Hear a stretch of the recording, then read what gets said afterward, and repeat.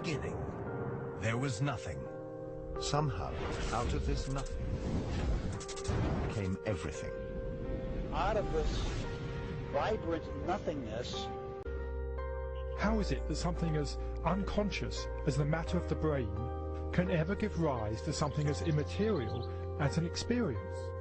If you want to see fear in a quantum physicist's eyes, just mention the words, the measurement problem. The measurement problem is this: an atom only appears in a particular place if you measure it. In other words, an atom is spread out all over the place until a conscious observer decides to look at it. So the act of measurement or observation creates the entire universe. Only conscious beings can be observers, then we're intimately hooked into the very existence of reality. Without us, there would just be this expanding superposition of possibilities with nothing definite ever actually happening. Out of millions and millions of blobs of energy and light, photons and electrons, they make up this imaginary three-dimensional solid world, which doesn't exist at all according to relativity or quantum mechanics. Anytime we attempt to look at particles beyond a certain level, the very act of observation changes things. And in addition, the more you look at individual particles, the more you realize that there is no such thing as one electron. An electron, or any elementary particle, exists only in relationship to other things, like other particles or the universe at large. This means that deeply enough, and you dive down into the nature of matter, everything we know about the everyday world dissolves. There are no objects anymore. There are only relationships. There's no locality anymore. There's no time anymore. The more you look at something in detail, in what we think of as solid matter, the less and less solid it begins to look. The only realities we know are the ones our brain manufactures. Our brain receives millions of signals every minute, and we organize them into holograms, which we project outside ourselves and call reality. Well, if the brain cortex, if it is also a hologram, then it's a three-dimensional hologram. If two-dimensional holograms reconstruct three-dimensional images, then, ergo, it follows that three-dimensional holograms reconstruct four-dimensional images. A hologram is a metaphor. It is how you take n dimensions of information and you bring them down into n-1 dimensions. It's a way of relating the paradoxes that we find in how to make a leap from this concept to that concept. The conceptual pigeonholes we use, words, to describe reality, are phenomena inside our head. They're not out there. And most of the time, this is a philosophical quibble. But when you get down to quantum physics, and this is one of the reasons that Bohm came up with the holographic idea, it starts to have real effects. And one of those is it's been discovered that if you take two subatomic particles like electrons, in certain instances, when you do something to one, it will always affect the other, no matter how far apart they are. Well, how can this be? But what this tells us is that once matter is physically joined, even when it becomes separate, the energy is still there that's connecting it. And this is why it's important to me, because if we go back far enough in time, all the particles of matter of this entire universe that are expanding were all meshed together in a single particle about the size of a green pea, is what scientists tell us today. It's what the computer models suggest.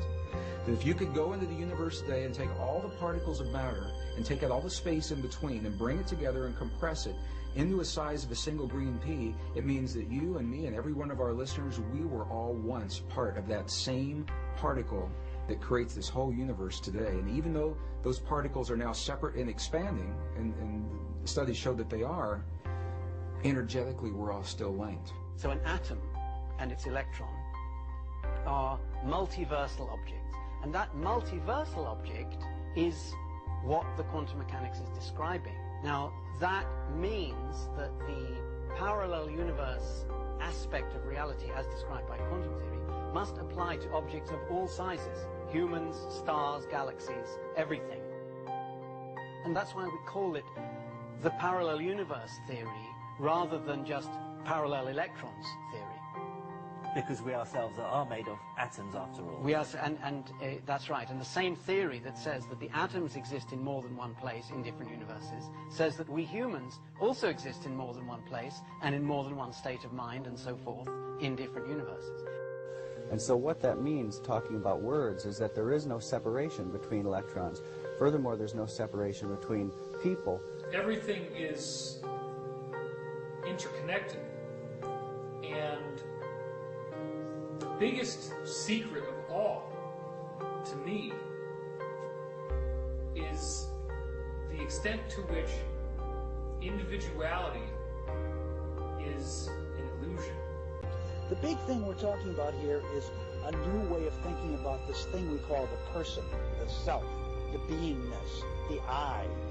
And as we begin to modify what we mean by that, we could begin to see and touch upon this infinite realm that I'm speaking about. Infinities are part of the boundary of your existence. That is, viewed from this perspective, everything can be divided to infinity. If you've ever wondered why nuclear power is 1,000,000 times more powerful than chemical energy, it's because chemical energy results from the manipulation of atoms in a molecule. Nuclear energy results from the manipulation of nucleons in a nucleus. The super-unified scale, 1,000 million, million times smaller, is virtually infinite in its dynamism. Science is involved in a perceptual enterprise, not primarily in gaining knowledge, though knowledge appears, but knowledge is a byproduct. And by understanding the thing, you can coherently then our contact with it, as long as it is coherent, it shows that our understanding is correct. You see, we must distinguish between correct appearances and incorrect appearances, or illusory. Your appearance now is what we call residual self-image. It is the mental projection of your digital self. This is real. What is real? How do you define real? If you're talking about what you can feel, what you can smell, what you can taste and see, then real is simply electrical signals interpreted by your brain. Our brains take information in and sometimes give it form.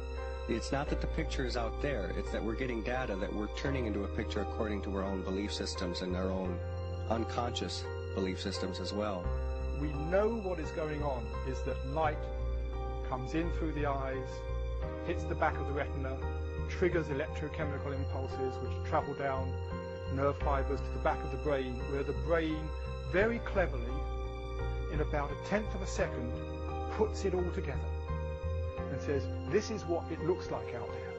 Well, you're creating your own reality tunnel. That doesn't mean you're creating reality. Out of reality, whatever that is, out of the infinite flux of energy, you're creating your own reality tunnel, and most people aren't aware of it. All matter is merely energy condensed to a slow vibration. That we are all one consciousness experiencing itself subjectively. There is no such thing as death. Life is only a dream, and we are the imagination of ourselves.